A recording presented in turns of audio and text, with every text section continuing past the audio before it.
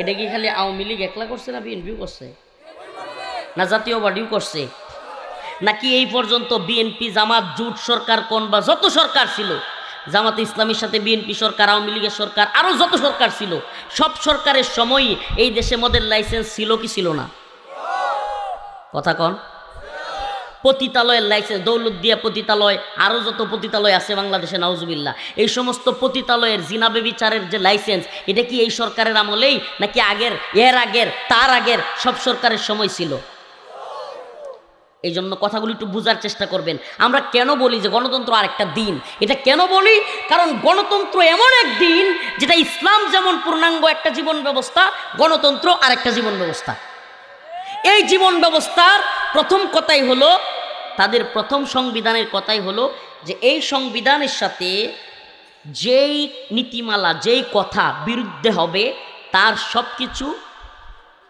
প্রত্যাখ্যান নাউজুবিল্লাহ সংবিধানের মূল বাক্য এটা সংবিধানের আচ্ছা আমি ওইদিকে পড়ে যাচ্ছি আমি মূল আলোচনায় আমার ফোকাস করতে চাই যে আল্লাহ তাআলা চুরিকে অবৈধ বলেছেন শাস্তিযোগ্য বলেছেন আল্লাহ তাআলা মদকে হারাম করেছেন অবৈধ বলেছেন আল্লাহ তাআলা জিনা ব্যভিচারকে হারাম বলেছেন কিন্তু আমরা যারা আল্লাহর বিধান বাদ দিয়া নাউজুবিল্লাহ শয়তানের বিধান পালন করবার জন্য তাগুতের বিধান পালন করবার জন্য এই তথাকথিত সংসদে গিয়া মদের লাইসেন্স দিচ্ছি সংসদে গিয়া পতিতালয়ের লাইসেন্স দিচ্ছি জিনা ব্যভিচারের লাইসেন্স দিচ্ছি আপনি আমরা মনে করতেছি হুজুর আমরা তো আর জুয়ার পক্ষে না আমরা তো মদের পক্ষে না আমরা তো জিনা ব্যভিচারের পক্ষে না তাইলে আমরা আবার কেমনে কি করতেছি বাইরে আপনার পক্ষে থাকবার দরকার নাই আপনি যাকে পাঠাচ্ছেন সে যদি ওই মদের পক্ষে হাত তুলে আপনি যাকে পাঠাচ্ছেন সে যদি জিনা ব্যভিচারের পক্ষে হাত তুলে তাইলে এটাই আপনারও হাত তোলা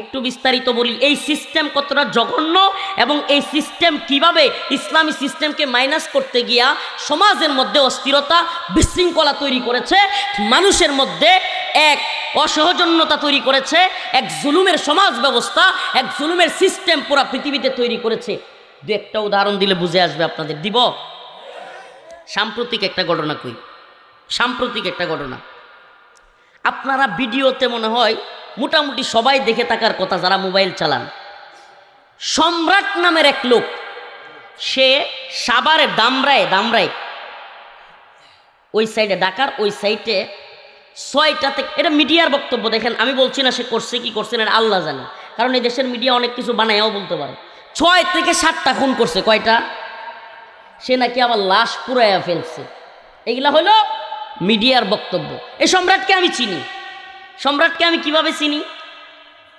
এই সম্রাট নিজের মাঝে মাঝে কয় 3 কান 4টা কারাগার তার মধ্যে একটা কারাগারের নাম হলো কাশিমপুর 2 আল্লামা দিলওয়ার হোসেন সাইদি রহিমাহুল্লাহকে যে কারাগারে রাখা হয়েছিল ওইটার নাম হলো কাশিমপুর 1 শাইখুল হাদিস মাওলানা মামুনুল হক সাহেবকে যে কারাগারে রাখা হয়েছিল ওইটার নাম হলো কাশিমপুর হাই সিকিউরিটি কারাগার তাইলে 3টা কারাগার আরেকটা হলো মহিলা আরেকটা কি মহিলা তাহলে কারাগার মোট কয়টা আমরা কিন্তু অনেকে মনে করি কাশিমপুর কারাগার মানে মনে হয় একটা কারাগার না কাশিমপুর একসাথে 4টা কারাগার কয়টা একটার মানুষ আরেকটায় যেতে পারে না একটার মানুষ আরেকটাই কি করতে পারে না এখানে যেমন দেয়াল আছে বিশাল বড় দেয়াল ওয়াল সব কিছু আলাদা খাবারের ব্যবস্থা আলাদা প্রশাসন আলাদা সব কিছু আলাদা প্রিয় ভাইরা আমার ওই কাশিমপুর 2 নাম্বার কারাগারে একটা বিল্ডিং ছিল নাম হলো 60 সেল পূর্ব 60 সেল পূর্ব ওই ভবন 60 সেল নাম দিছে হলো ছোট্ট ছোট্ট 60টা রুম 4 তলার মধ্যে প্রত্যেক তলায় 15টা কইরা রুম কয়টা রুম 15টা কইরা রুম এই জন্য 4 তলায় 15টা কইরা ছোট ছোট রুম এই জন্য 4 তলা মিলে কয়টা রুম হয় 4 15 60 এই জন্য নাম দিছে 60 সেল সেল মানে ওই যে কয়না ফাঁসির সেল সেল কন্ডেম সেল শুনছেন তো কন্ডেম সেল ওই কন্ডেম সেলই ফাঁসির আসামিদেরকে আমাদের সাথে রাখা হইতো কন্ডেম সেল এই সেল এখান থেকে 60 সেল আর 2টা 60 সেল ছিল একটা পশ্চিমে একটা পূর্বে 2টা ভবন এই জন্য আমাদের ভবনটাকে বলা হয়তো 60 সেল পূর্ব ওই ভবনের নিচতলায় ওই 4 তলা ভবনের নিচতলায় আমাকে 8 মাস রাখা হয়েছিল কয় মাস ওই 8 মাস আমাকে যে নিচতলায় রাখা হয়েছিল ওখানে বেশিরভাগ আসামি ছিল বাংলাদেশের সবচাইতে টপ সন্ত্রাসী টপ মাফিয়া ডন বাংলাদেশের টপ ডাকাত, বাংলাদেশের বড় চোর, মানে এগুলোর সাথে আমার রাখা হয়েছিল যাতে করে আমার পাগল বানিয়ে দেওয়া যায়। মানে সব হলো এই ধরনের লোক, বিশাল বড় ইয়াবাখোর, ইয়াবার ব্যবসায়ী, মদখোর। এরপরে আরেকজন ছিল একবারে অনেক কষ্ট পাবে বেচারা শুনলে, ওনার নাম বাংলাদেশে ইউটিউবে সার্চ দিলেও তার নাম পাওয়া যায়। তো যাই হোক, পরবর্তীতে অনেকে আলহামদুলিল্লাহ আমার সাথে নামাজও পড়ছে, তাদেরকে কিছুটা দিনও বুঝাইতে পারছি। তো এই মানুষগুলোর নাম বললে অনেক কষ্ট পাবে। সম্রাটের নামটা শুধু বলি। এই সম্রাট আমার পাশের রুমে ছিল। এই যে সম্রাট, এই যেটারে আপনারা ভিডিওতে দেখতেছেন, ও আমার পাশের রুমে ছিল। ও হইল আপনার রাত্রে 2টার সময়, মনে করেন আমি প্রথম প্রথম গেছি কারাগারে, আম্মার টেনশন করি, হ্যাঁ, বাড়ির টেনশন করি, অনেক কিছু কষ্ট তো আছেই। এর মধ্যে একটু নামাজ পড়ে কোরআন তিলাওয়াত করে ঘুমানোর পরে 1-1:30টার সময় শুরু হয়, একটা বিড়ি দে, আমার একটা বিড়ি দে, আমার একটা বিড়ি দে। ওমা দেখি আরে কি চিল্লা চিল্লি। কারারক্ষীরে ডাক দিয়া কয় বিড়ি দে, আমার বিড়ি দে। পরে আমি ডাক দিছি, কিসে কারারক্ষী কয় যে সম্রাট চিল্লাইতেছে হুজুর। এ হইলো সারা রাত বিড়ি খায়, একটার পর একটা বিড়ি খায়, ঘুমায় না সহজে। এই ফজরের নামাজের পরে ঘুমায়, এই একটু ঘুমাইবো, আবার সারা দিন এমনি এমনি আডে, খালি আটবে। আর হইলো আমি তো কিংকান, আমি সম্রাট, আমি এটা সেটা, মানে খালি এরকম করে। এক কাপড় পরে থাকে, গোসলও ঠিক মতো করে না, সারাদিন গোসল ছাড়া থাকে, কয়েকদিন জায়গা গোসল ছাড়া এক কাপড়ে থাকে। আর হইলো মানুষ কেউ কিছু কইলে ধরে ফেলতে চায়, খুব হিংস্র টাইপের। আর হইলো সাইকো, এক কথাই হলো মানে বুঝো নাই সাইকো। এরা যদি কেউ 100 টাকা দিয়ে কয় ও মুখরে গাই দিয়া, ও কনফার্ম বিড়ি খাওয়ার টাকা দিলে 100 টাকা যদি কেউ দেয় কনফার্ম গাই দিবে গিয়া। এলো সম্রাট। মাঝে মাঝে আমার কাছে কয় যে হুজুর 1 প্যাকেট বিড়ির ঠেয়া দিবে না, আমার যে হুজুর 1 প্যাকেট বিড়ির ঠেয়া। আমি কই যে নামাজের দাওয়াত দিই, হ্যাঁ নামাজ পড়ব, বিড়ি দিবেন। ওই ছিল এই টাইপের লোক। তো ওরে ধরছে, ওরে রাখছে আওয়ামী লীগ সরকার জেলখানায়। কোথায় রাখছে? এখন সারাক্ষণ চিল্লা চিল্লি করে, বিড়ি চায়, আর বাইর করলেই যত বিড়ির, আমাদের বাসায় তো যেই বাসা বলে, মানে মানুষের যেইটা টয়লেট করে যেই জায়গা দিয়া, ওইটারে যা কয় বিড়িরও শেষটারে ওইটাই কয়। তো ওই শব্দটা আমি বলতেছি না। বিড়ির যে একটু অংশ থাকে খাওয়ার পরে, ওই অংশটা ও ঠুকায়া 20-30টা দল করতো, দল করে একটার পর একটা খাইতো, মানে এটাই খাইতো। তো ওই লোক দেখেন, আমি তার বদনাম করার উদ্দেশ্য না, আল্লাহ মাফ করুক, কিন্তু এই তথাকথিত সিস্টেমের মধ্যে কত ঝামেলা, এবং এই তথাকথিত এই গণতান্ত্রিক এই জাহেলি বিশ্ব ব্যবস্থা কখনোই যে মানুষকে মুক্তি, শান্তি, কামিয়াবি দিতে পারে না, এটার একটা উদাহরণ দিচ্ছি আমি আপনাকে। তো এখন সে আসলে কাজটা কি করে? চুরি করে, তার রুমের মধ্যে আটক রাখে। যেই দিন সম্রাটের রুমের থেকে সারে, ওই দিনই বাকি 15 রুম, নিচতলায় কয়টা রুম, আবার বলছি কয়টা রুম, 15টা, তার রুম বাদ দিয়া 14 রুমের যে কেউ রুমে শুনে যে অমুকের ব্রাশ নাই, অমুকের ফেস নাই, অমুকের আতর নাই, অমুকের এটা নাই, অমুকের টাকা নাই, এটা নাই, সেটা মানে নাই। সম্রাটের ছাড়লেই একটা না একটা কিছু কি হয়, নাই হয়। তো এখন মানুষ জ্বালায় অতিষ্ঠ হয়ে জেলারে বলছে, আপনি কি করতেছেন? এই একটা সাই করে আমাদের সাথে রাখছেন, ও এক একদিন এটা চুরি করে নিয়ে যায়, মাঝে মাঝে আবার মানুষে মারতে যায়, মাঝে মাঝে মানুষে কামড়ও দিতে যায়, মানে খুব অশৃঙ্খল করে মানুষের পিড়াপিড়িতে। আর হেও মানে খাবার খায় না, মাঝে মাঝে কি করে জানেন, জেলখানায় অনশন করা যায়। সামনে খাবার না খায় অনশন করলে একবার জেলের সর্বোচ্চ কর্তৃপক্ষ আপনার কাছে চলে আসবে, কারণ হে যদি না খায় মরে যায়। তো সম্রাট মাঝে মাঝে খাবার খায় না, অশৃঙ্খল করে। তো হ্যাঁ নিয়ে গেছে হসপিটালে। কোথায় নিয়ে গেছে? জেলখানার ভিতরে হসপিটাল আছে, হাসপাতালে। তো হাসপাতালে নিয়ে গেছে, আলহামদুলিল্লাহ 2-3 দিন ওখানে রাখছে। আমরাও আরামে ঘুমাইছি, চিন্তা করছি আহারে আল্লাহ তো বাঁচাইছে। এখন আর রাত্রে 2টার সময় বিড়ি বিড়ি করে কেউ চিল্লায় না। এখন 3 দিন পরে আবার সম্রাটকে নিয়ে আসছে। এত আওয়ার সময় একটা বাপ নিয়ে আই সবাই, হ্যাঁ আমি আইছি, মানে নেতারা যেমন করে না, দেখছেন না? সে কিন্তু খুন করছে, এতগুলো বলা হচ্ছে, সে কিন্তু পুলিশের পোশাক পইরা থানার সামনে দিয়ে ঘুরতো, পুলিশের পোশাক পইরা, খুব ডেঞ্জারাস। তো এখন সে আসছে, আসার মানে কিছুক্ষণ পরেই হঠাৎ করে কারা প্রশাসন দৌড়াদৌড়ি ছুটাছুটি, কি হয়েছে কারা প্রশাসন দৌড়াদৌড়ি ছুটাছুটি শুরু হয়ে গেছে গা। কয়েকজনে জিজ্ঞেসলাম ভাই কি হয়েছে? কারে আর কোয়েন না, হসপিটাল থেকে ডাক্তারের অনেক জিনিসপত্র পাওয়া যাচ্ছে না, হসপিটালের যে সিসি ক্যামেরার তার ওইটা পাওয়া যাচ্ছে না, হসপিটালের যে ওই যে ডাক্তারদের অপারেশন করার কেচি টেচি বা এগুলো যন্ত্রপাতি এগুলো পাওয়া যাচ্ছে না। কি সর্বনাশ। আমি বললাম আপনার শরীফুল সুবেদার। সুবেদার বলে আপনি কই দৌড়েন, সম্রাটের রুমে দেখেন। সত্যি সত্যি যায় দেয়, অনেক কিছু ওখানে পাওয়া গেছে। বাকি তারগুলো সিসি ক্যামেরার তার তুর হ্যাঁ বিক্রি করে লাগছে জেলি। পরে আমি শরীফুল সুবেদারে বললাম, কারারক্ষীদেরকে বললাম যে আচ্ছা বাহিরে চুরি করলে তো কাশিমপুর আইনা রাখে, এখন কাশিমপুরে চুরি করলে আপনারা কই নিবেন? এই জিনিসটা একটু বুঝেন। বাহিরে চুরি করলে কই নিছে, এখন কাশিমপুরে গিয়ে হ্যাঁ আরো বড় চুর হইছে। এখন আবার বের হয়ে আয়া এই দেশের প্রশাসনই বলতেছে আরো কয়েকটা মার্ডার করছে। তাইলে তার কি উন্নতি হয়েছে না অবনতি হয়েছে? এই জাহেলি সিস্টেমের এই যে দইরা নিয়ে ওখানে বইরা আরো যে তারে বড় ডাকাত বানাইছে চুর, তাই এখন কি হয়েছে? সে খুনি, বড় ডাকাত, সে এখন সিরিয়াল কিলার। আমার প্রশ্ন, এই চুর আরো ভালো হইছে নাকি চুর আরো খারাপ হইছে? এই জাহেলি সিস্টেমে চোর জেলে গিয়া ডাকাত হইয়া বাইর হয়, ডাকাত বের হইয়া খুনি হইয়া বাইর হয়, খুনি সিরিয়াল কিলার হইয়া বাইর হয়। এই সিস্টেমের হলো এই উন্নতি। নাউজুবিল্লাহ। অথচ আল্লাহর বিধান যদি মানতো, আস-সারিকু ওয়াস-সারিকাতু ফাকতাউ আইদিয়াহুমা, আল্লাহর বিধান যদি কার্যকর হয়ে যাইতো, আল্লাহ বলছেন চোর এবং চোরনি যদি সংরক্ষিত কোনো জায়গা থেকে 10 দিরহাম বা তার বেশি পরিমাণ চুরি করে, তার হাত কেটে দিতে হবে। আল্লাহর বিধান যদি মানতো আর হাত কাইটা দিত, এই হাত কাটার ভয়ে আর চোর চুরি করবার মতো দুঃসাহস করতো না। এখন আসেন আরেক দিকে আসি।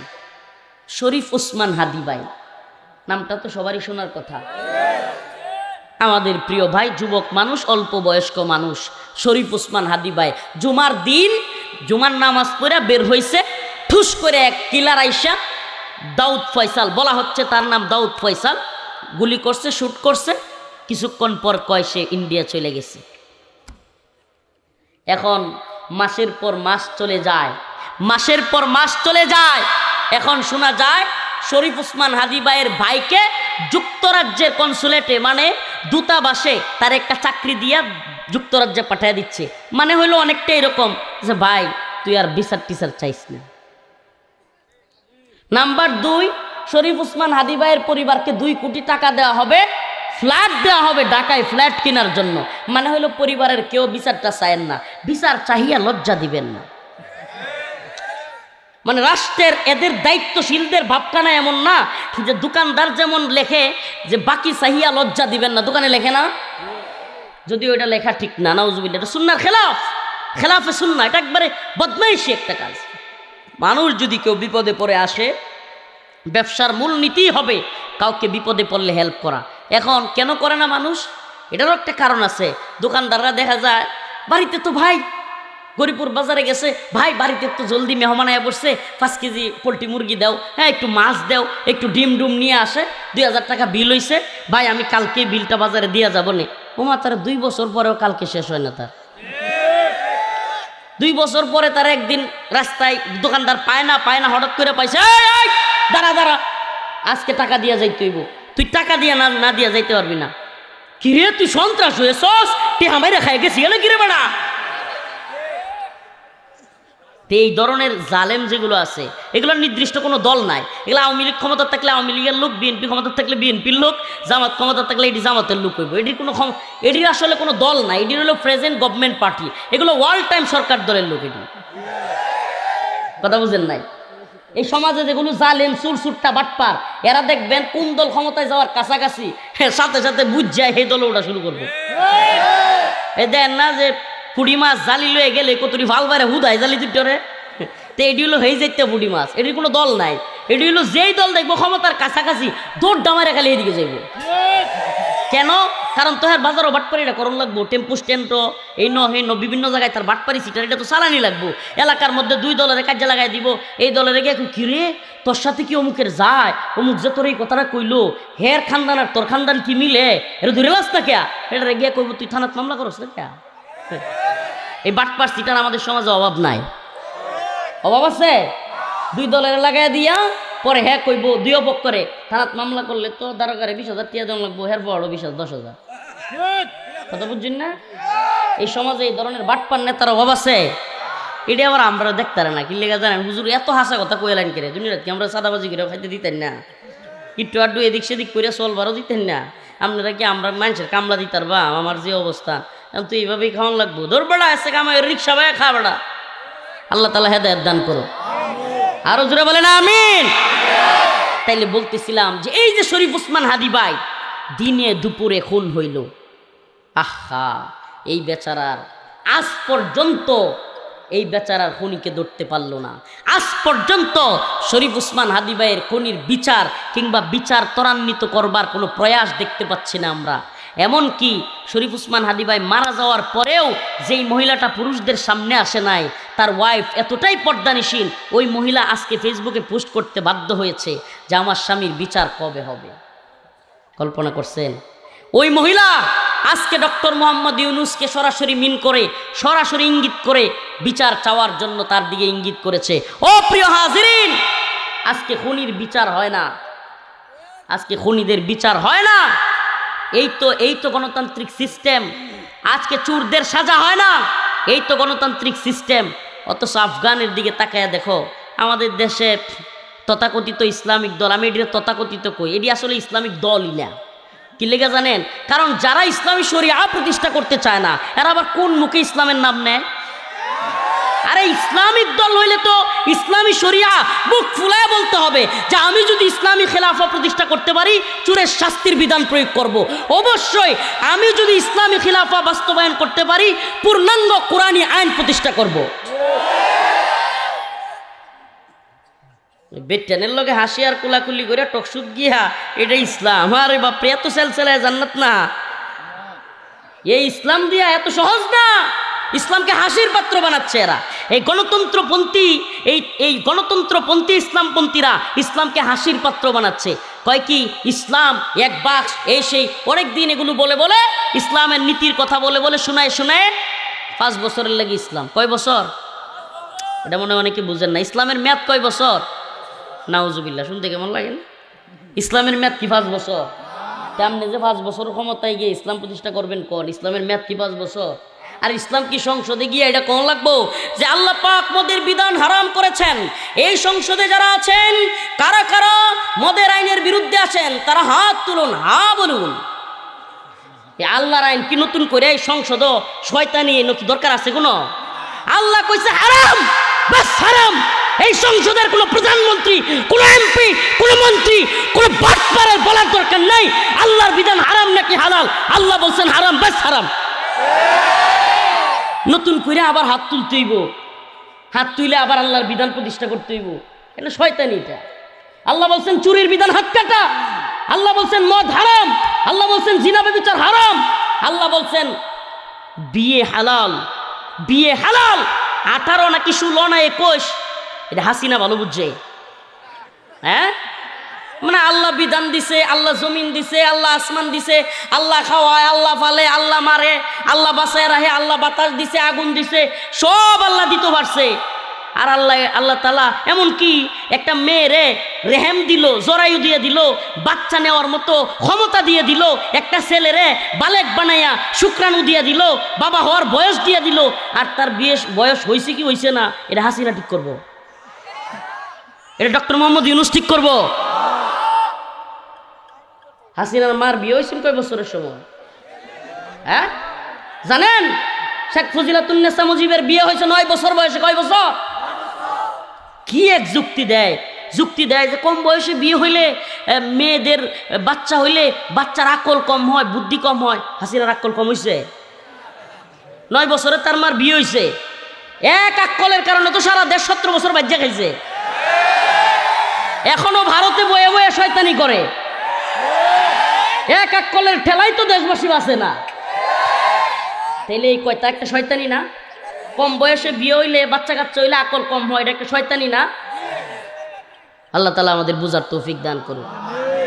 সব এই যে আইনগুলো, এই সিস্টেমগুলো, এগুলো যে একটা শয়তানি। একমাত্র আল্লাহর বিধানেই যে একমাত্র শান্তি, মুক্তি, কামিয়াবি, এইটা যেদিন জনগণ বুঝবে দাওয়া ইরদাদ জিহাদ শাহাদাতের পথ যেদিন অবলম্বন করবে, এই গণতন্ত্রের পথ না, এই বাটপাড়ির পথ না, এই মুনাফিকের পথ না, এই সিলমারো ভাই সিলমারো শাইখুল হাদিস আল্লামা আব্দুল হকের বুটের যে মান, সম্রাটটা বাটপাড়ের বুটের একই মান, এটা দিয়ে নিয়ে ইসলাম প্রতিষ্ঠা হইব। এই সম্রাট সুর যেটা ধরা খাইছে, এ বুট দিলে বুট একটা হইব, আর আমাদের আল্লামা আব্দুল হক সাহেব দামাত বারকাতুহুম বুট দিলে কি ফার্স্ট হইব? তাহলে হুজুরের বুট দিয়ে হুজুরেরও একটা, আর সম্রাটের বুটও একটা, এই খুনি কিলারের বুটও একটা, এই বুট দিয়ে নিয়ে ইসলাম প্রতিষ্ঠা হইব। আল্লাহ বলছে ওয়ালাকিন্না আকতারাহুম জাহিলুন ওয়ালাকিন্না আকতারাহুম ফাসিকুন ওয়ালাকিন্না আকতারাহুম জালিমুন। আল্লাহ বলছেন বেশিরভাগ মানুষ হলো জালেম, বেশিরভাগ মানুষ হলো ফাসিক, বেশিরভাগ মানুষ হলো জাহেল। এটা কে কয়? এখন আসেন একটু মিলায় দেখি আমাদের সমাজে। মনে করেন আপনারা এনো যে লোকগুলো আছেন, এরা তো গরিবুরের নাকি? আচ্ছা মনে করেন গরিবুরে 1 লাখ মানুষ, কথার কথা আরো বেশি আছে, দরকার নেই। 1 লাখ কয় লাখ? আমি প্রশ্ন করতাম চাই, গরিবুরে 1 লাখ মানুষের মধ্যে নামাজ পড়ে কয় হাজার? হ্যাঁ, কয় হাজার? 2000 সর্বোচ্চ। 5 ওয়াক্ত, কিন্তু 5 ওয়াক্ত নামাজ পড়ে কয় হাজার? কথার কত? 2000। এই 2000 মানুষের মধ্যে চুরি করে না, বাটপারি করে না, দুর্নীতি করে না, অন্যের জমি দখল করে না, এমনকি সুদ খায় না, ঘুষ খায় না, কোনোদিন জিনা ব্যভিচারে যুক্ত না, এরকম মানুষ কয়টা হইব? ওহনি 10টা তাই রইল না যে বেল লাগবো, একটু কম হয়। মনে করেন 100, কত? 100 কয়শো? লাহেতে ওহনি 100 তাইছে। এরপরে যদি কোন যা যে তাকওয়া অবলম্বনকারী, পরোপকারী, সুন্নাহ অনুযায়ী চলনেওয়ালা, এবং আল্লাহর রসুল যেমন পাশের বাড়ির লোক খাইছে কিনা খবর নিতেন, আল্লাহর রসুল যেমন শীতের দিনে অন্য লোকের গায়ে কম্বল আছে কিনা, শীত বস্ত্র আছে কিনা খবর নিতেন, আল্লাহ রসুল সাল্লাল্লাহু আলাইহি সাল্লাম যেমন অন্য বাড়ির ভাইরা কেমন আছে, কষ্টে আছে কিনা খবর নিতেন। এই ধরনের লোক পাওয়া কয়টা? আসতে। আচ্ছা আপনারা তো গেছেন গিয়া, মনে করেন 100 আছে, কয়শো? এখন 100 লোকের ভোট দিলে একটা মানুষ জিতবো নাকি 99,900? না সরি, না না না ভুল হয়েছে, 1 লাখ না, তাইলে 99,900, 99,900 লোক কোন দল? এই দল না? তা হাস করবো গেলা।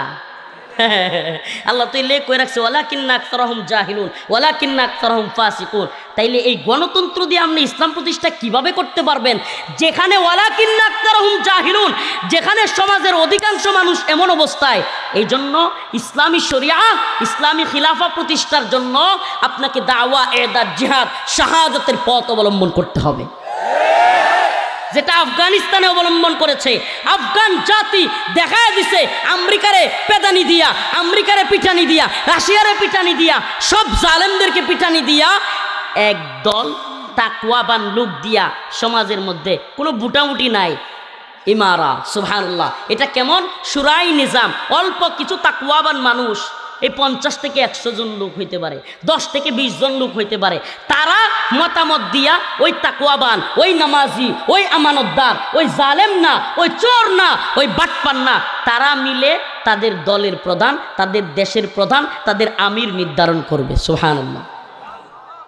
আচ্ছা আমারও যদি 50,000 টাকা দেয়, আমি জানি না আপনারা বিশ্বাস আমার প্রতি কথা নেই, আমারও যদি 50,000 1 লাখ টাকা দেয়, তাহলে কি আমি একজনের ভোট ঢেলবা? হ্যাঁ, কিন্তু যে গাঁজা খায় এরা যদি খালি 1 ফুটলা গাঁজা কিনা দেয়, 1 ফুটলাও লাগতো না, সম্রাটের একটা বিড়ি দিবে, সম্রাটের আমি নিজে দেখছি একটা বিড়ি দিয়ে কেউ কইলে ঘুষি মারে গিয়া। তো এই শ্রেণীর লোক গরিবুর কম না বেশি? হ্যাঁ, এটা খালি গরিবুর না, মোহাম্মদপুরে তো একই অবস্থা। কথা কই না? প্রিয় ভাইরা আমার, বন্ধুগণ আমার, আমাদের এই সমাজের সমস্যা, আপনি দিন প্রতিষ্ঠা, যেই দিন অবশ্যই আপনাকে বাধ্য করবে, ওই দিন আপনাকে শাসন করবে, নামাজের জন্য আপনাকে শাসন করা হবে। এদেশে কোনো ইসলামিক দল বলতে পারবে যে নামাজের জন্য শাসন করা হবে, নামাজের জন্য বাধ্য করা হবে, পর্দার জন্য অবশ্যই বাধ্য করা হবে? যেইভাবে মন চায়। ওই দিন দেখলাম যে একজনের প্রশ্ন করছে টকশোর মধ্যে যে আপনারা ক্ষমতায় গেলে কি হাফ প্যান্ট পরা নিষিদ্ধ করে দেবেন? না না, এটা তো হচ্ছি, মেয়েরা হাফ প্যান্ট পরতে পারবো, এটা নাকি দিন। এক নেতা দেখলাম আফগানিস্তানে নাকি শরিয়া নাই, তাইলে শরিয়া কোনটা? বিশ্বের কোথাও নাই। ওনারে দেখলাম, দেখেন মাজলুম মানুষ, বলতে চাই না, একজন বড় নেতার সন্তান। মাজলুমদের ব্যাপারে কথা বলতে খারাপ লাগে, উনি অনেক বড় মাজলুম, ওনাকে অনেক দিন গুম করে রাখা হয়েছিল, কিন্তু এখন তিনি মাজলুমই জালেম হয়ে যাচ্ছেন। কিভাবে? ইসলামের উপর জুলুম করতেছেন তিনি, শরিয়ার উপর জুলুম করতেছেন তিনি। আল্লাহ তাআলা তাকে হেদায়েত দান করুক, বুঝার তৌফিক দান করুক। উনি আফগানিস্তানের শরিয়াকে শরিয়াই মনে করেন না। পরে সাংবাদিক উপস্থাপক জিজ্ঞেস করে তাইলে শরিয়া কোথায় আছে? কোথাও নাই। ওনার ভিডিওতে দেখা যায় উনি পশ্চিমা নারী বা ওই যে প্যান্ট শার্ট পরা নারীর এসে পাঞ্জায় ধরতেছেন, তাইলে ওনার শরিয়া কি অবস্থায় আছে? আল্লাহ তাআলা বুঝার এবং হেদায়েত দান করুক, আমল করার তৌফিক। প্রিয় ভাইরা আমার, তো আমি যেই কথাটা আপনাদেরকে বুঝাইতে চাচ্ছিলাম যে আল্লাহর দ্বীন প্রতিষ্ঠা করতে হবে। দ্বীন কি? আল্লাহর দ্বীন এমন এক বিষয় যেটা পূর্ণাঙ্গ বিষয়। আপনি শুধু নামাজের হুকুম না, আপনি শুধু রোজার হুকুম না, আপনি হজ জাকাতের হুকুম না, কুরবানির মাসলা মাসাইল না, আপনি শুধু কুরবানির সময় বড় কুরবানি দিলেই দ্বীন প্রতিষ্ঠা হয়ে যাবে না। আপনার দুলনা থেকে কবর পর্যন্ত আপনার জীবনের সব কিছু কোরআন সুন্নাহ অনুযায়ী রাষ্ট্রীয়ভাবে যদি পালন করবার মতো অবস্থান থাকে, সেটাকে দিন বিজয়ী বলে বিবেচিত করা যায়। তাইলে আমরা কি সেই দিন বিজয়ী করবার চেষ্টা করব কি করব না? বলেন, করব কি করব না? এই চুরির বিধান দিয়া, এই বাটপারি মুনাফিকি মার্কা সিলমারো ভাই সিলমারো দিয়া কি ইসলাম প্রতিষ্ঠা হবে? এটা একটা মুনাফিকির পথ। এটা কিসের পথ? সব এগুলো আল্লাহ মাফ করুক, এগুলো আক্তার মুনাফিক। এরা এমন মুনাফিক, এই মুনাফিকরা নির্বাচনের আগে দেখবেন মাথায় টুপি দিবে, পট্টি লাগাবে। উরি বাবা, জীবনে যিনি পর্দার বিরোধিতা করে, ইসলামের বিরোধিতা করে, এগুলো দেখবেন নির্বাচনের আগে এই বাটপারগুলো টুপি, পাঞ্জাবি, জুব্বা সব করবে। এই জনগণের ধোঁকা দিবে, তারপরে শুরু হবে এদের খেল। কি শুরু হয়ে যাবে? ভোটের আগে সান্দু সাসাই কইলো আমাগে রে, এমপি যদি হইতাম পারি দিমু গোলাবরে, এমপি হইয়া দেখা গেল সাসার নাগাল কিডা পাই, আমরা গরিব আমাগে রে দেখার মতো কেউ নাই। বাস্তবতা এরকম না? প্রিয় ভাইরা আমার, বন্ধুগণ আমার, আল্লাহ তাআলা বলেন, হুয়াল্লাযী আরসালা রাসূলাহু বিল হুদা ওয়া দীনিল হক লিইয়ুযহিরাহু আলাদ দীনি কুল্লি। আল্লাহ পাক হেদায়েত সহ সত্য দিন দিয়া আপনার আমার পয়গম্বর প্রিয় হাবিব সরদারে দো আলম মুহাম্মদুর রাসূলুল্লাহ সাল্লাল্লাহু আলাইহি ওয়াসাল্লামকে পাঠিয়েছেন। এই দুনিয়ায় আল্লাহ রাসূলকে পাঠানোর পিছনে উদ্দেশ্য ছিল দিন বিজয়ী করা। কি করা? দিন বিজয়ী করা। আর দিন বিজয়ী কিভাবে হবে? সুবহানাল্লাহি ওয়া বিহামদিহি। আল্লাহ পাক সেই পথ দিয়ে দিয়েছেন। দিন বিজয়ী হবে ওয়াকাতিলুহুম হাত্তা লা তাকুনা ফিতনা ওয়া ইয়াকুনা আদ-দীনু কুল্লুহু লিল্লাহ। আল্লাহ পাক সুস্পষ্ট পথ দেখিয়ে দিয়েছেন। যতদিন না দিন বিজয়ী হয় এবং যতদিন না পর্যন্ত সমস্ত কুফর, সমস্ত তাগুতি সিস্টেম যতদিন না পর্যন্ত ধ্বংস হয়, ততদিন পর্যন্ত ওয়াকাতিলুহুম হাত্তা লা তাকুনা ফিতনা। আল্লাহ বলছেন তোমরা আল্লাহর পথে জিহাদ করতে থাকো। কি করতে থাকো? আল্লাহর পথে তোমরা জিহাদ করতে থাকো। আর দিন বিজয়ের একমাত্র গ্রহণযোগ্য পথ, সুবহানাল্লাহ, সেটা হলো জিহাদ, দাওয়া, ইরদাদ, শাহাদাত। সুবহানাল্লাহ। আমি একমাত্র বলছি, এটা কয়েকটা পার্ট আছে। দাওয়া এটা একটা পার্ট। এই যে আমি আপনাদেরকে বুঝাচ্ছি, গণতন্ত্র দিয়ে ইসলাম প্রতিষ্ঠা হবে, এই সিল দিয়ে ইসলাম প্রতিষ্ঠা হবে, গণতন্ত্র দিয়ে ইসলাম, এটাও একটা দাওয়া। তারপরে কি? প্রস্তুতি কি? আমি যুবকদেরকে বলি, প্রিয় ভাইরা আমার, যেইভাবে ইন্ডিয়া হুমকি দুমকি দিচ্ছে, খেলোয়াড় একজন ক্রিকেটার মুসলিম হওয়ার কারণে মুস্তাফিজুর রহমান, তাকে পর্যন্ত ভারতে নিতে চায় না। এমন কি বলতেছে, এই বাংলাদেশের পতাকা ওই দেশে উড়াইতে দিবে না। এটা একটা হলো বাংলাদেশের জন্য মেসেজ যে তোমরা মুসলিম, তোমরা যদি আমাদের গোলামি না করো তাইলে আমরা তোমাদেরকে আমাদের দেশে খেলতে দিচ্ছি না। যদি উল্টাপাল্টা করো আমরা হামলাও করতে পারি, নাউজুবিল্লাহ। এটা একটা মেসেজ না?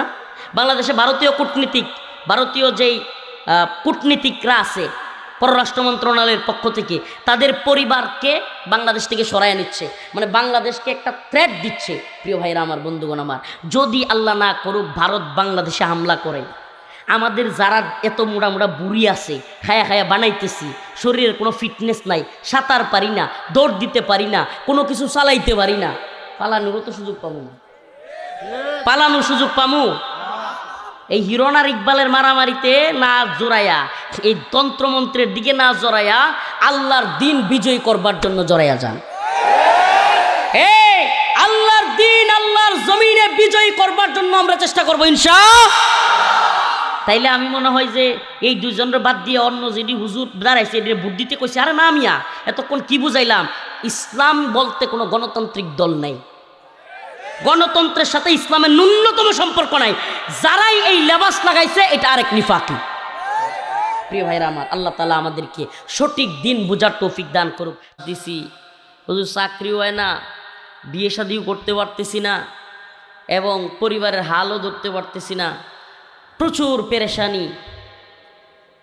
এই যে পেরেশানি, এই যে এক ধরনের মুসিবত, অনেক যুবক আমাদের কাছে আসে, তাদের হালাত আপনাদের সামনে বলতেও পারবো না। আমাদের মা বোনেরাও শুনছে, অনেকেই শুনছেন।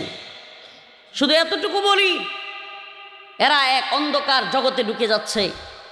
এদের কেউ এই সময়টাতে চাকরি না পেয়ে, বিয়ে করতে না পেরে নাউজুবিল্লাহ আল্লাহর নাফরমানিতে ঢুকতেছে।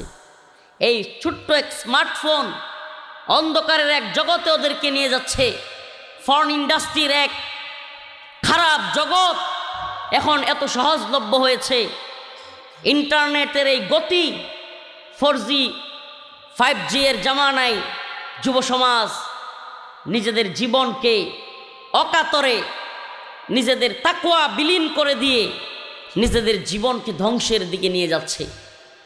সেই ছোট্ট রুমের ভিতরে, কম্বলের ভিতরে রুমের দরজা লাগিয়ে সে কি গুনাহ করতেছে আপনি আমি কেউ জানি না। এমন অসংখ্য যুবকদের কারগুজারি আমরা জানি, শুনি। এই যে যুব সমাজ এই অন্ধকার জগতে চলে যাচ্ছে, এই দায় শুধু ওই যুবকদের নয়, এই দায় এই সমাজের, এই রাষ্ট্রের, এই সিস্টেমের সব কিছুর দায় আছে, সব কিছুর দায় আছে।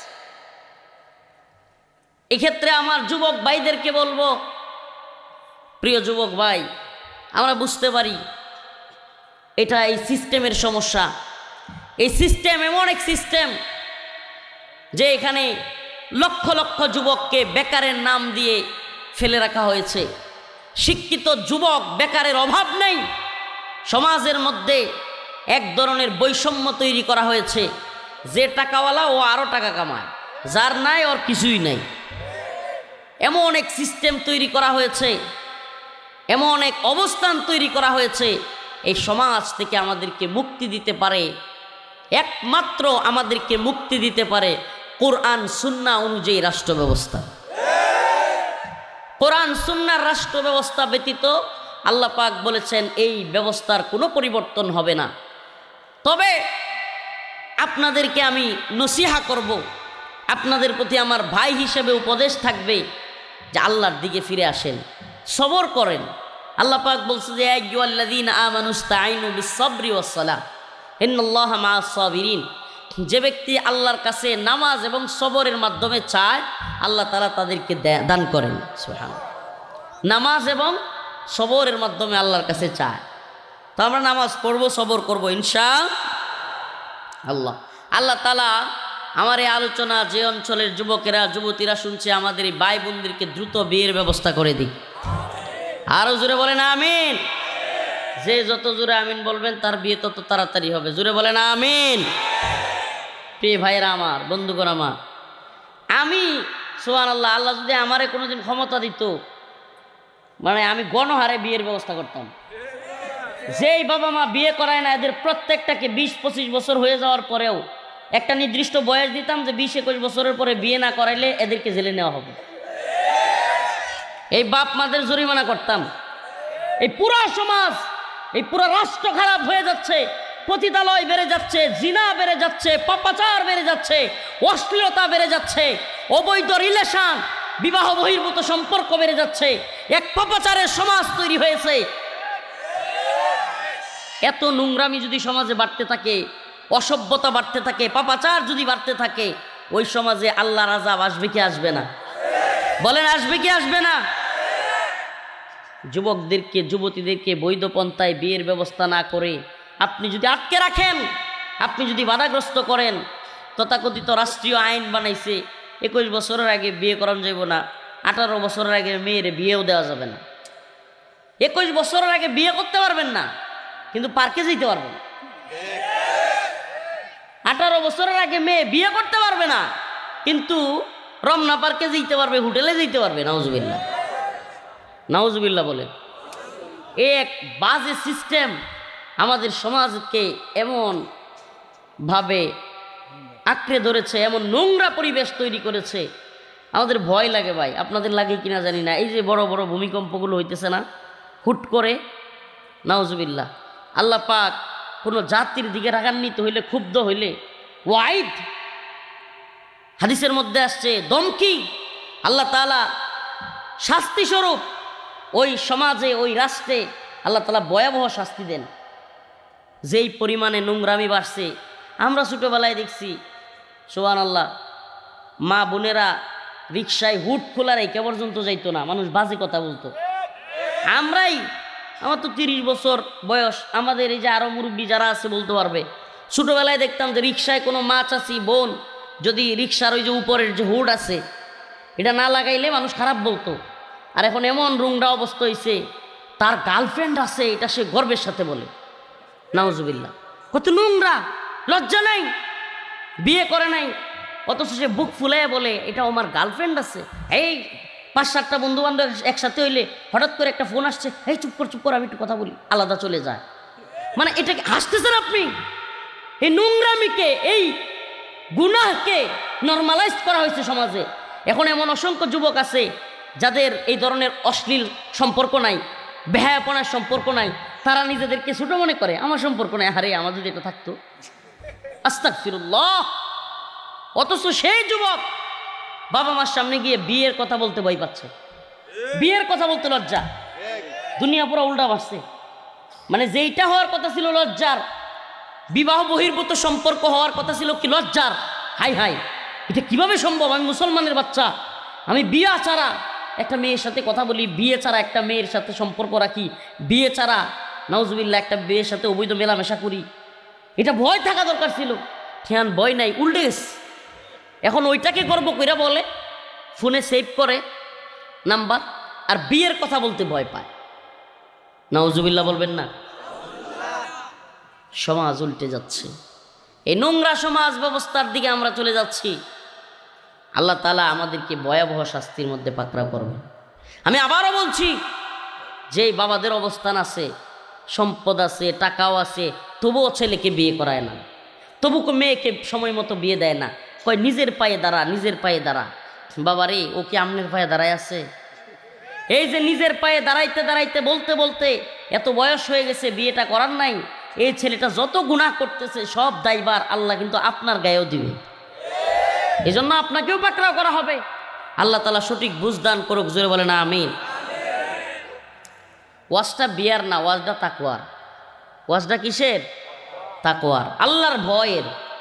তো আল্লাহর ভয়ের যে সাইডগুলো আছে, গুনাহের ভয়াবহ সাইড, আল্লাহ তাআলা এই যৌন কামনা বাসনাটা এমন একটা গভীর পরীক্ষা দিয়েছেন যে আমার তো মাঝে মাঝে মনে হয় সুবহানাল্লাহ, যৌন কামনা বাসনা না থাকলে মানুষের কোনো পরীক্ষাই ছিল না, অন্যগুলো পরীক্ষাই না।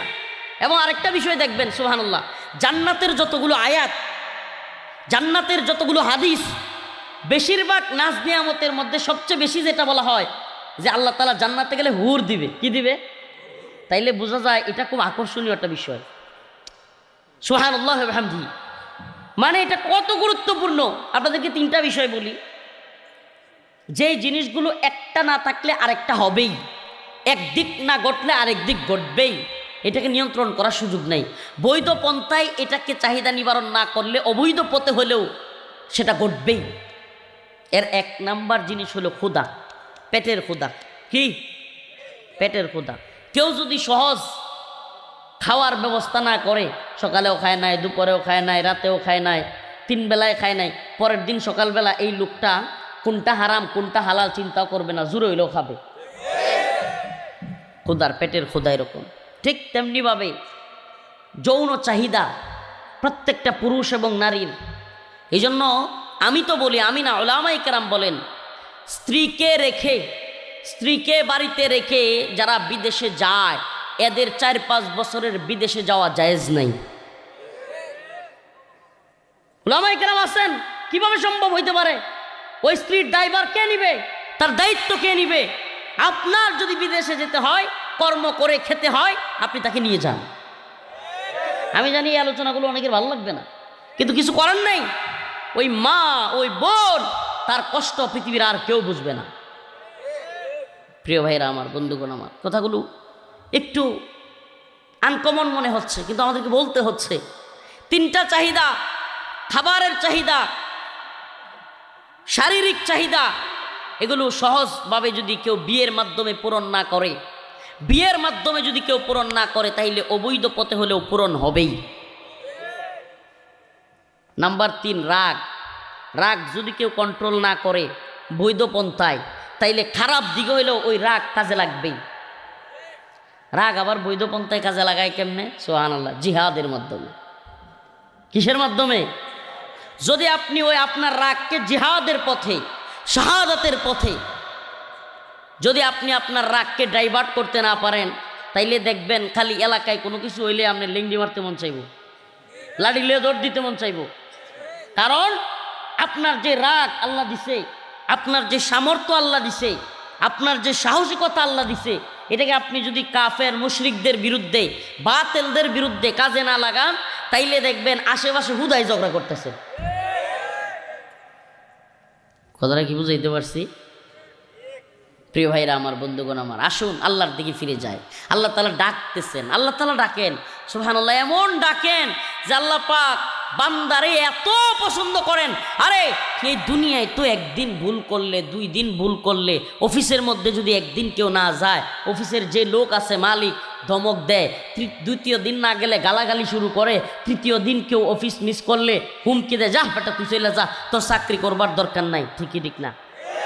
কিন্তু আমাদের একজন মালিক আছে, যেই মালিক 1 দিন 2 দিন না 3 দিন না, 100 দিন আপনি আমি ভুল করি, 1000 দিন আমি আপনি ভুল করি, যত ভুল করি না কেন, আমার আপনার মালিক ডাইকা বলেন, ইল্লা মান তাবা ওয়া আমানা ওয়া আমিলা আমালান সালিহান, ইল্লা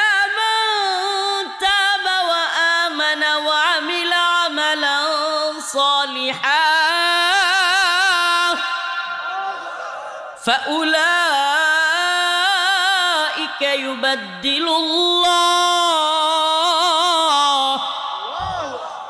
سيئاتهم حسنات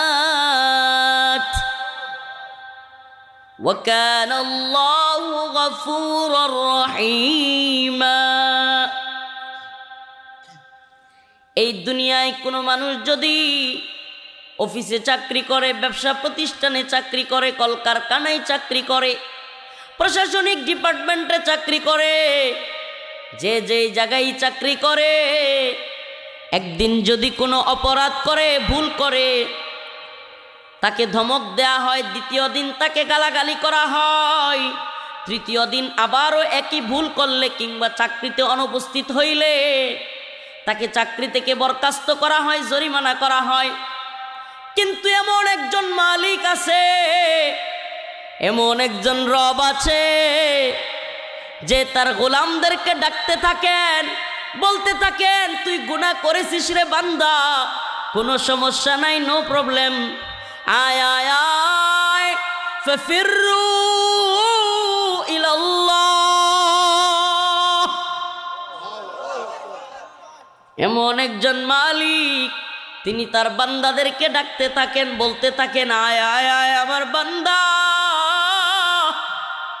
ওই কম্বলের ভিতরে একা একা করা গুনাহ পৃথিবীর কেউ না দেখুক, আমি তো জানি, তুই আমার কাছে ক্ষমা চা, আমি ক্ষমা করে দেব।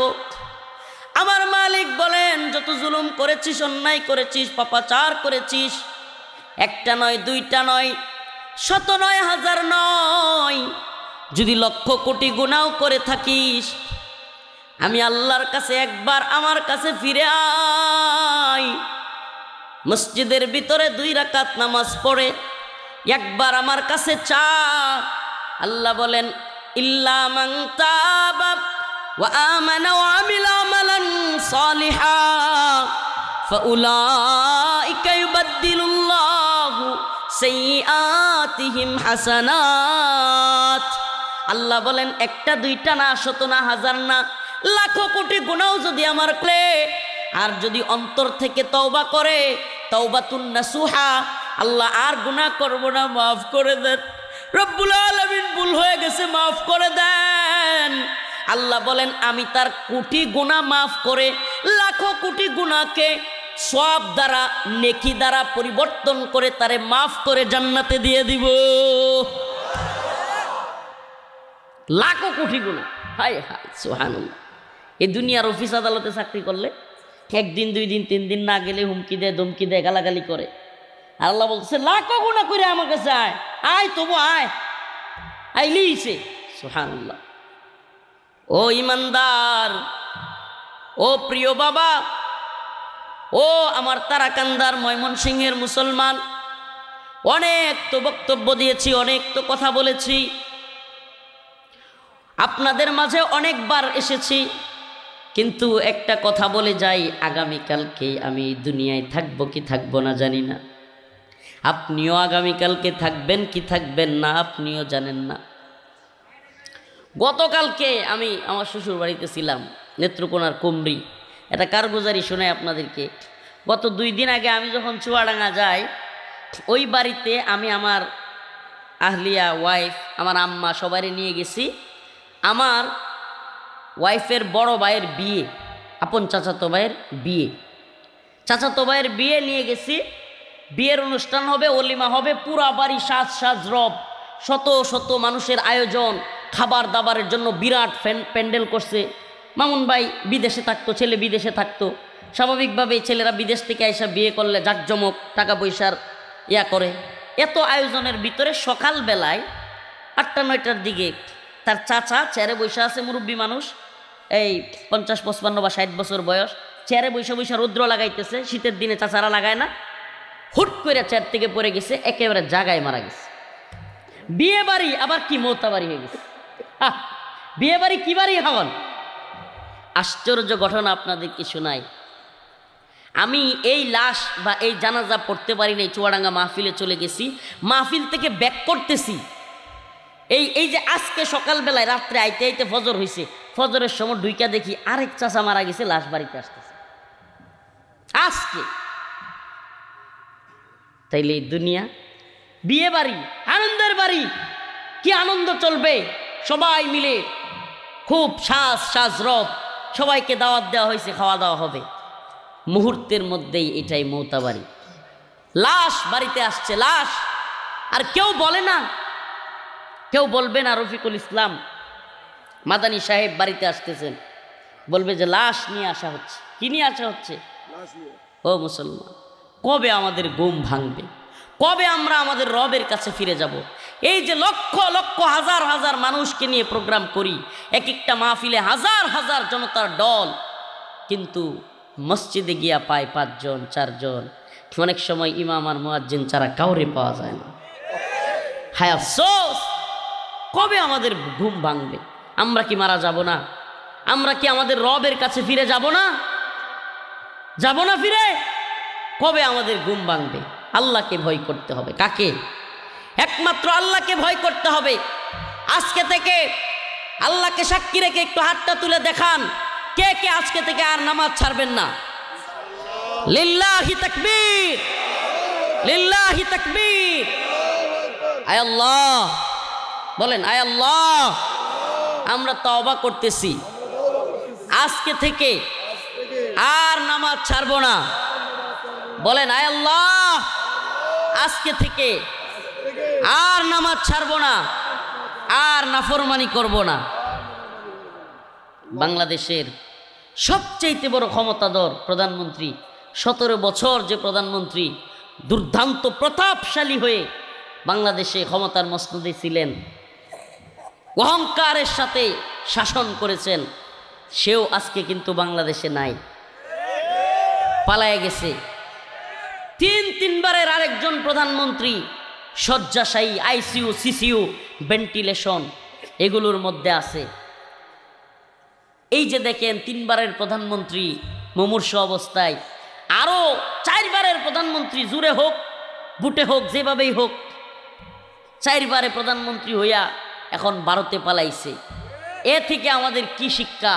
যে দুনিয়ায় তুমি যতই ক্ষমতাশালী হও, এই দুনিয়ায় যতই টাকা পয়সাওয়ালা হও, এই দুনিয়ায় তোমার যতই কিছু থাকুক, দিন শেষে আল্লাহর কাছে ফিরে যেতে হবে।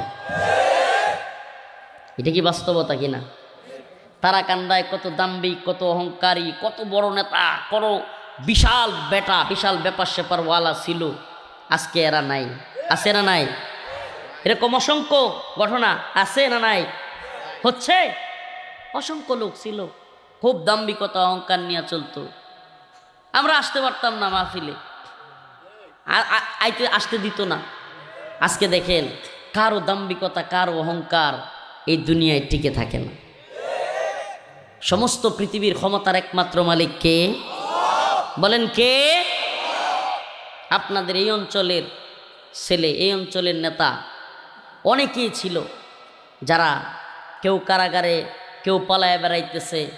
এই যে দুনিয়ার জিন্দিগি, এখনও তাদের মধ্যে আকল যদি না আসে যে এই তথাকথিত রাজনীতি করে আল্লাহকে রাজি খুশি করা যাবে না, এই তথাকথিত রাজনীতি করে মানুষের অন্তরে কষ্ট দেওয়া এবং আল্লাহর অবাধ্যতা ছাড়া তেমন কিছু লাভই হয় না। আর দিন শেষে পালায় বেড়াইতে হয়, জুলুমের মধ্যে পড়তে হয়, নিজেও জুলুম করে, একসময় গিয়ে নিজেও জুলুমের মধ্যে পড়ে। প্রিয় ভাইরা আমার, আমি আপনাদেরকে বলতে চাই, এই যে নেতারা জুলুম করে, অহংকার দেখায়, এলাকায় অমুকেরে মামলা দিয়া দেয়, তমুকেরে মামলা দিয়া দেয়, অমুকেরে দইরা নেয় গা, অমুকেরে মারতে যায়, অহংকার দেখায়, এগুলো। আচ্ছা আমি আপনাদেরকে বলি, এরা মারা যাওয়ার পরে রংপুর থেকে কেউ আইসা জানাজা পড়ায়? এরা মারা যাওয়ার পরে খাটিয়াটা দইরা যে 4 জন নেয়, এগুলা বরিশাল থেকে আসে? ও ভাই, ও নেতারা, সকলকে বলি, আঞ্চলিকভাবে যাদের অবস্থান আছে সকলকে বলি, সাবধান হয়ে যাও, কার উপর জুলুম করিও না। দিন শেষে তুমি মারা গেলে তুমি কি করেছো এই আমল নামাটাই জনগণের সামনেও থাকে, আল্লাহর সামনেও যায়। অতএব দাম্ভিকতা আর অহংকার না দেখিয়ে আল্লাহকে ভালোবাসো, মানুষকে ভালোবাসো। যে ব্যক্তি মানুষকে ভালোবাসবে, আল্লাহকেও ভালোবাসবে, তার দুনিয়া আখেরাত দুইটাই কল্যাণকর হবে। প্রিয় ভাইরা আমার, বন্ধুগণ আমার, আয়াত কারিমা তিলাওয়াত করেছি, একটু আয়াত থেকে আলোচনা করি। ইয়া আইয়ুহান নাস ইন্না খলাকনাকুম মিন যাকারিন ওয়া উনসা ওয়া জাআলনাকুম শুউবান ওয়া ক্বাবাইলা লিতাআরাফু। আল্লাহ রাব্বুল আলামিন বলেছেন, ইয়া আইয়ুহান নাস, হে মানুষেরা। আল্লাহ তাআলা এখানে বলেন না ইয়া আইয়ুহাল্লাযীনা আমানু কিংবা ইয়া আইয়ুহান নাবিয়্যু। আল্লাহ তাআলা বলছেন ইয়া আইয়ুহান নাস, হে মানুষেরা। এখানে শুধুমাত্র নবী আলাইহিস সালামকে উদ্দেশ্য না, এখানে শুধুমাত্র মুসলমানদেরকে উদ্দেশ্য না, সকল মানুষ উদ্দেশ্য। ইয়া আইয়ুহান নাস ইন্না খলাকনাকুম, তোমাদেরকে সৃষ্টি করা হয়েছে মিন যাকারি ওয়া উনসা, একটা নারী এবং একটা পুরুষ থেকে। সুবহানাল্লাহ। তাহলে আমরা কি জানলাম? আমরা পুরা পৃথিবীর মানুষ একটা নারী এবং একটা পুরুষ থেকে জন্ম নিচ্ছি, নাকি বানর থেকে? ডারউইনের মতবাদ আমাদের স্কুল কলেজে বাচ্চাদেরকে পড়ায়, নাউজুবিল্লাহ, আমরা নাকি বানর আছিলাম, নাউজুবিল্লাহ। ওই বাংলাদেশে এক বুদ্ধিজীবী আছে, কথিত নাম হলো জাফর ইকবাল। আমি এটারে বলি যে ওইটা হলো একটা বানরের বাচ্চা। যারা ডারউইনি মতবাদ বিশ্বাস করে, এ মানুষের বাচ্চা হইতে পারে না। ডারউইন সে বলে মানুষ নাকি আগে বানর ছিল। আমার মনে হয় ডারউইন এবং এই জাফর ইকবালদের পিছনে খুঁজা দেখতে হবে ল্যাঞ্জা এখনো আছে কিনা। আমরা ডারউইনি মতবাদে বিশ্বাসী নই, আমরা আল্লাহ এবং তার রাসূলকে বিশ্বাস করি। আমরা জানি কোরআন বলেছে আমরা আদম আলাইহিস সালামের সন্তান। আমরা কার সন্তান? আমাদের আদি পিতা হযরত আদম আলাইহিস সালাম, আমাদের মুসলিম জাতির পিতা ইব্রাহিম আলাইহিস সালাম। জাতির পিতা কেডা? হ্যাঁ, আওয়ামী আমলে তো চেঞ্জ হয়ে গেছিল। আল্লাহ তাআলা হেদায়েত দান করুক। এরা আবার নতুন নাম দিছে বাঙালি জাতির পিতা।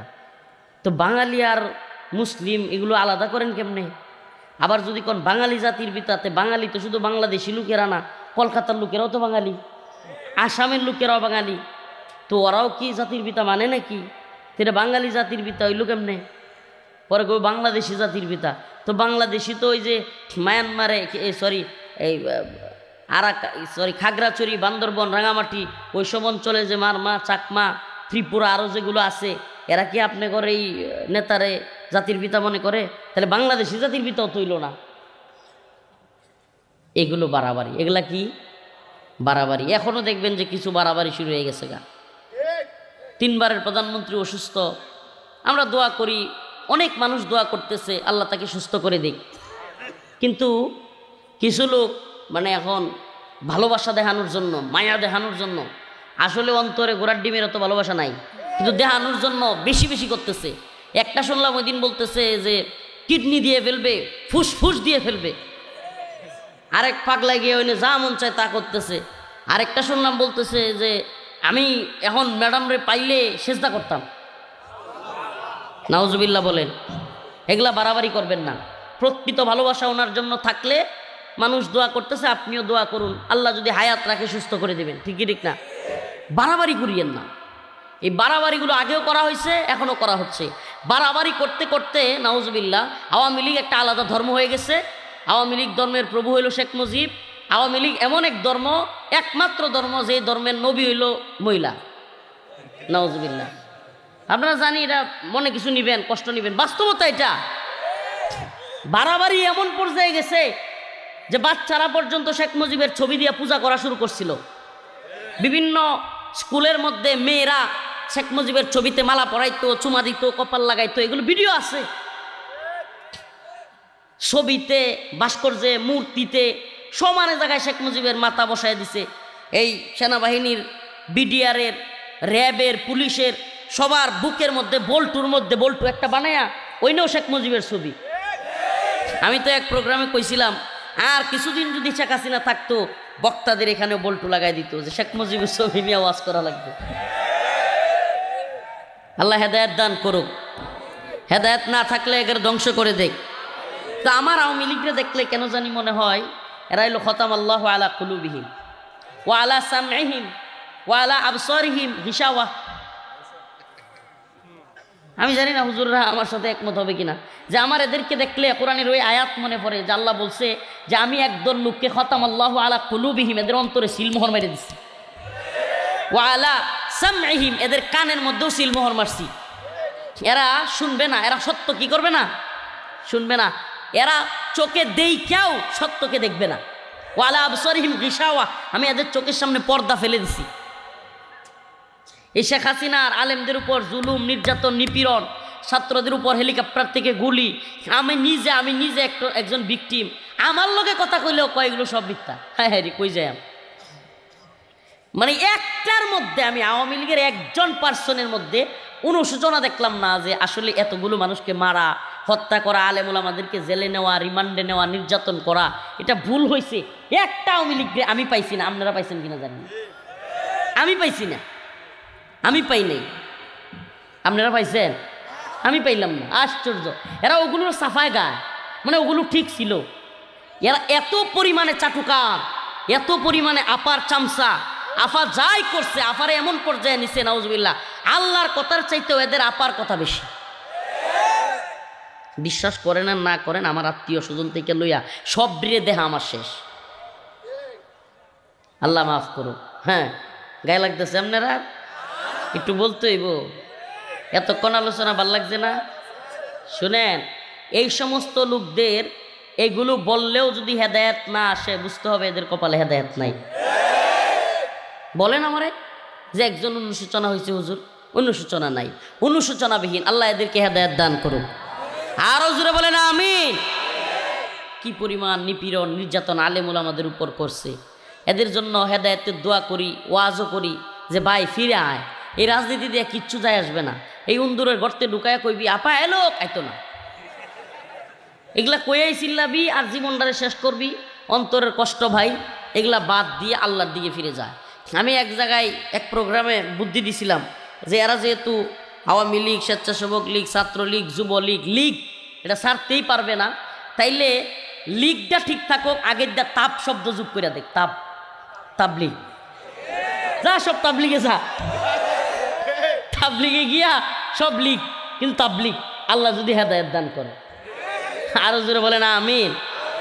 অপ্রাসঙ্গিক কথা চলে আসলো, কষ্টের কিছু কথা চলে আসলো। ভাইরে, আপনাদের জন্য বিশ্বাস করেন হেদায়েতের দোয়া করি।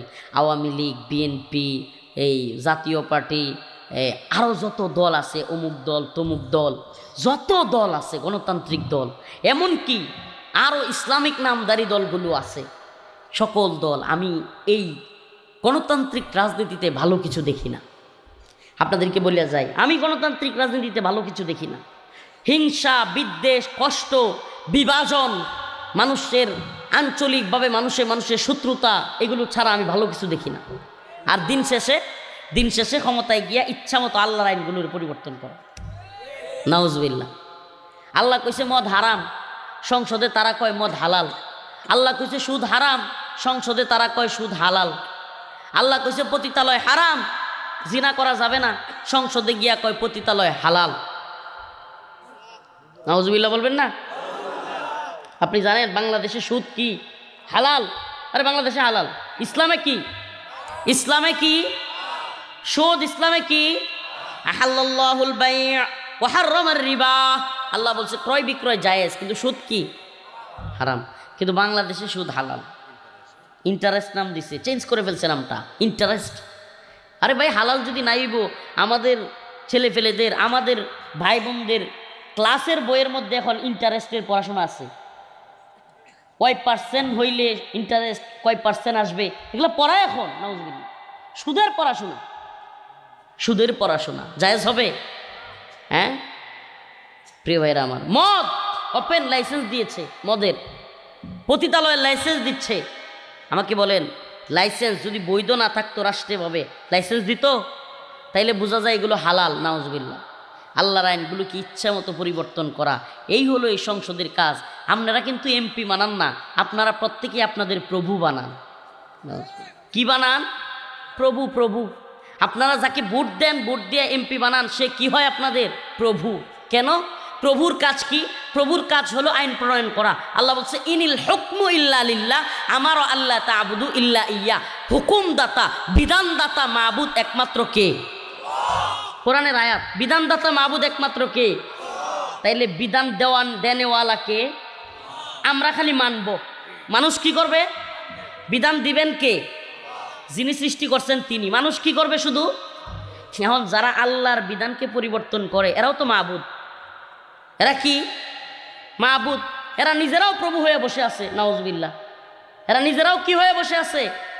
আমি শুধু ওই দল আর এই দলের কথা বলছি না, সকল দলের কথা বলছি। যারা এমপি বানায় সংসদে পাঠায়, তারা তাদের নিজেদের প্রভু বানায়। আবার নির্বাচনের আগে এরা আবার, এই লোকগুলো আবার জনগণের প্রভু বানায়। নাউজুবিল্লাহ। উল্টাপাল্টা প্রভু। জনগণ, নির্বাচনের আগের প্রভু হইল জনগণ, সমস্ত ক্ষমতার মালিক। নাউজুবিল্লাহ। সমস্ত ক্ষমতার মালিক কে? কিন্তু গণতন্ত্র কয় সমস্ত ক্ষমতার উৎস, সমস্ত ক্ষমতার মালিক কেডা? জনগণ। নাউজুবিল্লাহ।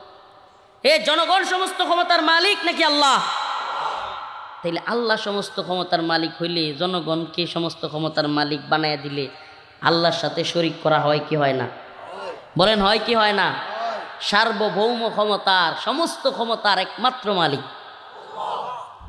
এই জন্য আমি বলি যে আল্লাহর দিকে ফিরে আসেন।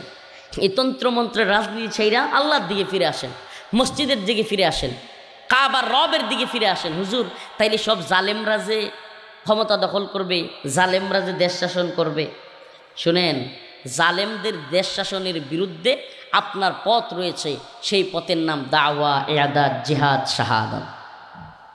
দাওয়া, ইয়াদাত, জিহাদ, শাহাদাত। আমরা এখন যেটা করতেছি এই মাহফিলগুলোতে, এটার নাম হলো দাওয়া। মানুষকে বুঝাচ্ছি।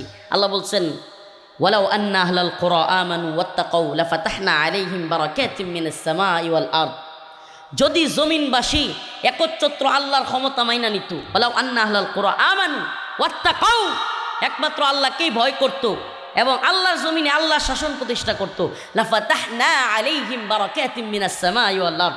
আল্লাহ বলেন আমি জমিনের সমস্ত বারাকা, সমস্ত বরকত খুলে দিতাম। সুবহানাল্লাহ। জমিনে বরকত বেড়ে যেত। এখন বরকত বাড়তেছে না জুলুম বাড়তেছে? এখন বরকত বাড়তেছে না মুসিবত বাড়তেছে? বরকত তখনই বাড়বে যখন সবাই আল্লাহর জন্য হয়ে যাব। সবাই কার জন্য হয়ে যাব? আরো জোরে বলেন, কার জন্য হয়ে যাব? আমরা এই দুনিয়ায় আসছি একমাত্র আল্লাহর জন্য। যখন মারা যায় দোয়াটা কি পড়েন বলেন তো? কোরআনের যে আয়াতটা পড়েন, ইন্না লিল্লাহি ওয়া ইন্না ইলাইহি রাজিউন। অর্থ কি জানেন? ইন্না লিল্লাহ, নিশ্চয়ই আমরা আল্লাহর জন্য। সুবহানাল্লাহ। আমরা কার জন্য? এই দোয়াটার অর্থ জানা দরকার। ইন্না লিল্লাহ, নিশ্চয়ই আমরা আল্লাহর জন্য। ওয়া ইন্না ইলাইহি রাজিউন, নিশ্চয়ই আমরা তার দিকে প্রত্যাবর্তন করব, ফিরে যাব। আমরা আল্লাহর জন্য আসছি, আল্লাহর দিকে ফিরে যাব, এটাই হলো অর্থ। আমরা আল্লাহর জন্য আসছি, আল্লাহর দিকে ফিরে যাব, এটাই হলো এই আয়াতের অর্থ, এই দোয়ার অর্থ। তাইলে কি বোঝা যায়? দিন শেষে সবাই কার দিকে ফিরে যেতে হবে? তাইলে এই দুনিয়ায় যশ খ্যাতি, টাকা পয়সা, নেতাগিরি, চেয়ারম্যান হওয়া, মন্ত্রী হওয়া, এমপি হওয়া, মেম্বার হওয়া বা কমিশনার হওয়া, এলাকার মাতবর হওয়া, কিংবা এলাকায় বেশি বেশি জমি করা, বাড়ি করা, গাড়ি করা, যাই কিছু আমরা করতে চাই, দিন শেষে এগুলো আমার আপনার সফলতা হতে পারে। আল্লাহর কাছে যদি ক্ষমা পাওয়া যায়, আল্লাহর কাছে যায় যদি মাফ পাওয়া যায়, আল্লাহ যদি আমাদেরকে মাফ করে দেয়, এটাই হলো মুমিনের সবচেয়ে বড় সফলতা। ঠিক কি ঠিক না? আরো জোরে বলেন, ঠিক কি ঠিক না? মাথায় রাখবেন, আমি এই আয়াত কারিমা পড়লাম, আল্লাহ বলছেন ইন্না খলাকনাকুম মিন যাকারি ওয়া উনসা, তোমাদেরকে আমি সৃষ্টি করেছি, মনে আছে, একটা নারী এবং একটা পুরুষ থেকে, একটা নারী এবং একটা পুরুষ থেকে। ওয়াজআলনাকুম শুউবা ওয়া ক্বাবাইলা লিতাআরাফু, তোমাদেরকে বিভিন্ন দলে, বিভিন্ন গোত্রে আমি পাঠাইছি। কেউ আফ্রিকান, কেউ নাইজেরিয়ান, কেউ জাপানি, কেউ চাইনিজ, কেউ রাশিয়ান, কেউ আমেরিকান, কেউ বাঙালি, কেউ ইন্ডিয়ান, এই যে হরেক রকমের, কেউ সাদা চামড়া, কেউ কালো চামড়া, কেউ শ্যামলা বর্ণের, কারো নাক উঁচু, কারো নাক নিচু, সুবহানাল্লাহ, কারো চোখ সাদা হরিণের মতো, একজনের চোখের সাথে আরেকজনের চোখের মিল নাই, একজনের মাথার সাথে আরেকজনের মাথার মিল নাই, একজনের হাঁটার সাথে আরেকজনের হাঁটার মিল নাই। এই যে এত রঙে বর্ণে আমি বানাইছি, আল্লাহ বলেন শুউবা ওয়া ক্বাবাইলা লিতাআরাফু, আমি অন্য কোনো কিছুর জন্য বানাই নাই, সম্মানিত হওয়ার মাপকাঠির জন্য বানাই নাই, আমি বানাইছি তোমরা একে অপরকে যাতে চিনতে পারো। সুবহানাল্লাহ। সবাই যদি একরকম হয়ে যেত, চিনতে পারতাম। আমার আম্মা আর আমার খালাম্মা প্রায় সেম, অনেকটা সেম। আম্মা ছোটোবেলায় আমি খালাম্মারে কান্দা করে আম্মা করে ডাক দিতাম, ফুলে উঠতাম গিয়া। এরকম হইতে পারে, জমজ অনেকেরই আছে। তো যদি পুরা পৃথিবীর এই অবস্থা হইতো, কি ফেসটা লাগতো কন্ত দিই। কার বউ যে কে লয়ে যাইতো আল্লাহ জানে, কার বাচ্চা কেটা লয়ে যাইতো আল্লাহ জানে। সুবহানাল্লাহ। চুলগুলো আরেক একজনের সাথে আরেকজনের মিলে না, চোখগুলো একজনের সাথে আরেকজনের মিলে না। তারা কান্দার মানুষের সাথে পূর্বদলার মানুষের মিল আছে? হ্যাঁ, পূর্বদলা গিয়ে আপনার মতো একটা চেহারার লোক বের করতে পারবেন? সুবহানাল্লাহ। শুধু পূর্বদলা, সৌদি আরব গেলাম, উমরা করতাম, আইরি সারা দেশটা খুঁজিয়া, মক্কা গেলাম, মদিনা গেলাম, তায়েফ গেলাম, লেডির কান্দার মতো পূর্বদলার মতো একটা লোক হইলাম না। চিন্তা করছেন? হাসতেছেন কি? কত বড় কারিগর! সুবহানাল্লাহ। এই যে পর্দার নিচ দিয়া কেউ হাইটা গেলে না, যদি আপনার পরিচিত থাকে, শুধু পাগুলো দেখবেন, হাঁটার ধরনটা দেখলেও আপনি বলে ফেলতে পারবেন এই লোকটা কেনা। সুবহানাল্লাহ। এ কোন কারিগর? আছে পৃথিবীর কোনো কারিগর? 1 থেকে 100 পর্যন্ত সংখ্যাটি ধরাইয়া দিয়া যদি কোন যায় যে 1 থেকে 100 পর্যন্ত সংখ্যা দিয়া উল্টায় পাল্টায় 1 লাখ লোকের একটা নাম বানায় দাও, কিংবা 1 থেকে 100 পর্যন্ত সংখ্যা দিয়ে একটু করে দাও, পারবে কেউ? সুবহানাল্লাহ, কেউ পারবে না। এই কিছুক্ষণ যাওয়ার পরে একটাকে আরেকটার সাথে মিলাইতে মিলাইতে শেষ হয়ে যাবে। কিন্তু এই যে এতগুলো চেহারা, 100 না, 200 না, 1000 না, লাখো না, কোটি কোটি মানুষ, শত শত কোটি মানুষের চেহারা, একজনের সাথে আরেকজনের মিল নাই। এই কারিগরের নাম কি? আল্লাহ। সুবহানাকা ইয়া রব, সুবহানাকা ইয়া রব। কক্সবাজার সমুদ্রে গেছিলাম, যাইয়া দেখি হাইরে গোসল করতে নামছি, পানি দেখি তিতা লাগে। কি লাগে? হাইরে গোসল করছে, সবাই মনে করছে খুব আরাম, তো জিব্বার মধ্যে লাগলেই কিরম তিতা লাগে, খাওয়ার মতো উপায় নাই। হাইরে মাথা মুতা আড়া আড়া হয়ে যায়। কথা কই না কেরে? মাথা মুতা আড়া উড়া হয়ে যায়। আর আমরা নদীর পানি কিংবা আমাদের পুকুরের পানি ইচ্ছা করলে কেউ খায়াও ফেলতে পারবে, তিতা লাগবে না। কক্সবাজারের পানি কেন তিক্ত? আয়াতটা খেয়াল আসতেছে না। ওই আয়াত যেদিন পড়েছি, যে আল্লাহ তাআলা বলছেন যে তোমাদের জন্য 2 রকমের পানি আমি তৈরি করছি, মারাজাল বাহরাইনি ইয়ালতাকিয়ান বাইনাহুমা বারযাখুল লা ইয়াবগিয়ান। আরও কয়েকটা আয়াত আছে, যে এই আয়াতগুলো তাফসিরগুলো দেখলে অবাক হয়ে যাবেন। সুবহানাল্লাহ। সমুদ্রের পানি একরকম, আর নদীর পানি পুকুরের পানি আরেক রকম। এতে করে আল্লাহ তাআলা ওই আয়াতে তাফসিরে বুঝাইতে চাইলেন, ওই আয়াতের মাধ্যমে বুঝাইতে চাইলেন যারে সমুদ্রের পানি যদি আমি লবণাক্ত না করতাম, সব পানি যদি মিষ্ট হয়ে যাইতো, এই যে তোমরা পুকুরে, খালের মধ্যে, নদীর মধ্যে বিভিন্ন পশু মারা গেলে ফেলে দাও, বিভিন্ন ময়লা আবর্জনা ফেলে দাও, বিভিন্ন কিছু ফেলে দাও, এগুলা সব পানির মধ্যে জমা হইয়া পানি নোংরা হইয়া কালো হয়ে যেত, বুড়িগঙ্গার পানির মতো হয়ে যেত, ব্যবহার করার উপযুক্ত আর থাকতো, সব পানি নষ্ট হয়ে যেত। আমরা যে টিউবওয়েল দিই না, পাইপ দিই না, কিংবা এখন মোটর দিই না, এই সব পানি কিন্তু আশপাশের এই নদী বা বিভিন্ন জায়গা থেকে আসে। তাইলে সব পানি যদি নষ্ট হয়ে যেত, খাওয়ার উপযোগী পানি থাকতো, মুসলমান ইমানদার থাকতো, পাইতাম। আল্লাহ তাআলা সমুদ্রের লবণাক্ত পানি দিয়েছেন, এই জন্য লবণ দিয়ে কিন্তু আপনি জিনিসকে ধ্বংস করতে পারবেন। সুবহানাল্লাহ। লবণের গুণাবলী কি? আপনি কোনো জিনিস ময়লা আবর্জনা লবণ দিয়ে রাখা দিবেন, অনেক লবণের স্তূপের মধ্যে দেখবেন সব গইলা গেছে। সুবহানাল্লাহ। এই সমস্ত ময়লাগুলো নদী নালা, এই আপনাদের নদী, ছোট্ট নদী থেকে যায় ব্রহ্মপুত্রতে, ব্রহ্মপুত্র থেকে যায় পদ্মা, পদ্মা থেকে মেঘনা, সব যমুনা হইয়া তারপরে এই সমুদ্রের মধ্যে লবণাক্ত পানির মধ্যে যায়, এই ময়লাগুলো যায়, আর ওই লবণাক্ত পানি সব কিছু মিশাইয়া দেয়। সুবহানাল্লাহ ওয়া বিহামদিহি। তখন ওই পানিটা আবার ফ্রেশ হয়ে যায়। সুবহানাল্লাহ। আর যদি সব পানি লবণাক্ত থাকতো তাহলে খাইতাম কি, গোসল করতাম কি দিয়া? কক্সবাজারে যারা গোসল করে তারা আবার হোটেলে গোসল করা লাগে। প্রিয় ভাইরা আমার, এই যে আল্লাহ পাকের এই কুদরত, এগুলা সব কিছু আল্লাহ পাক আপনি আমার জন্য দিয়েছেন। আল্লাহ তাআলার চাওয়া একটাই, কুল ইন্না সালাতি ওয়া নুসুকি ওয়া মাহইয়ায়া ওয়া মামাতি লিল্লাহি রাব্বিল আলামিন। আল্লাহ পাকের চাওয়া হলো এটা যে নবী আপনি বলেন আপনার নামাজ, আপনার কুরবানি, আপনার হায়াত, আপনার মৃত্যু সব কিছু আল্লাহর জন্য। সুবহানাল্লাহ। সব কিছু কার জন্য? এই জন্য আমরা দোয়াও করি, ইন্না লিল্লাহি ওয়া ইন্না ইলাইহি রাজিউন। হে আল্লাহ, আমরা নিশ্চয়ই আপনার জন্য এবং আপনার দিকেই ফিরে যাব। আখেরি পয়গাম, এক নর এক নারী থেকে আমরা এই পৃথিবীতে এসেছি, একজন পুরুষ থেকে একজন নারী থেকে আমরা এই পৃথিবীতে এসেছি, আবার সবাই ফিরে যাব যেখান থেকে এসেছি সেই রবের কাছে। সেই রব আমাদেরকে পাঠিয়েছেন যেই কাজ করবার জন্য, সেই কাজ হলো আল্লাহর হুকুম মানা। সেই কাজ কি? আল্লাহর হুকুম শুধু নামাজ নয়, আল্লাহর হুকুম শুধু রোজা নয়, সমস্ত কর্মক্ষেত্রে আল্লাহর হুকুম, আল্লাহর বিধান বাস্তবায়ন করা, কোরআন সুন্নাহ অনুযায়ী রাষ্ট্র ব্যবস্থা তৈরি করা। ইনশাআল্লাহ আমরা তো স্বপ্ন দেখি, ও প্রিয় উম্মাহ, ও উম্মার যুবকেরা, এই শতাব্দী ইসলামের বিজয়ের শতাব্দী। আমরা স্বপ্ন দেখি ইনশাআল্লাহ বিইذনিল্লাহ হিন্দুত্ববাদী ভারতকে পরাজিত করে, ওই আমেরিকা, চীন, রাশিয়া সমস্ত কুফফারদেরকে পরাজিত করে। ও যুব সমাজ, তোমাদেরকে বলি, এই শতাব্দী ইসলামের বিজয়ের শতাব্দী। ইনশাআল্লাহ বিইذনিল্লাহ অচিরেই হিন্দুত্ববাদী, ব্রাহ্মণ্যবাদী তাগুতি শক্তির সাথে এক রক্তকয়ী জিহাদ হবে। সেই জিহাদে মুসলিমরা বিজয়ী হবে, গোটা পৃথিবী আবারও মুসলমানদের পতাকা তুলে আসবে ইনশাআল্লাহ।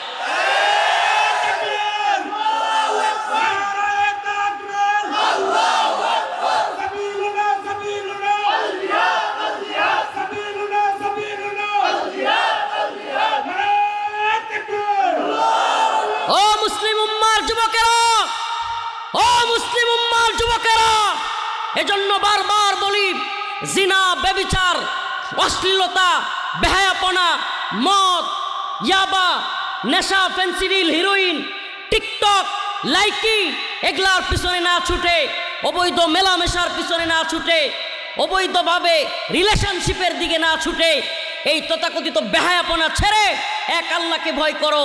বিইذনিল্লাহ অচিরেই ইমাম মাহদী আলাইহিস সালামের আগমন ঘটবে, অচিরেই গোটা পৃথিবী আবারও উম্মার পতাকা তুলে আসবে, অচিরেই কালেমার পতাকা আবারও পতপত করে উঠবে। ওই কালেমার পতাকায় তো ইমাম মাহদীর সৈনিক তো তারাই হতে পারবে যারা ফজরের সালাত আদায় করে। ইমাম মাহদীর কাফেলাই ওই কালো পতাকা বাহিনী, যেটার কথা আল্লাহর রসুল হাদিসের মধ্যে বলে গিয়েছেন, শেষ জামানায় কালো পতাকা বাহিনী আসবে, যারা খোরাসান থেকে এই অঞ্চল থেকে পূর্ব দিক থেকে কালো পতাকা নিয়ে আকসা পর্যন্ত যাবে, ফিলিস্তিনে গিয়ে নিজেদের পতাকা উড্ডীন করবে, কালেমার পতাকা নিয়ে যাবে। আল্লাহর রসুল ওই বাহিনীকে বলছেন গোরাবাদের বাহিনী, বাদা আল ইসলামু গরিবান।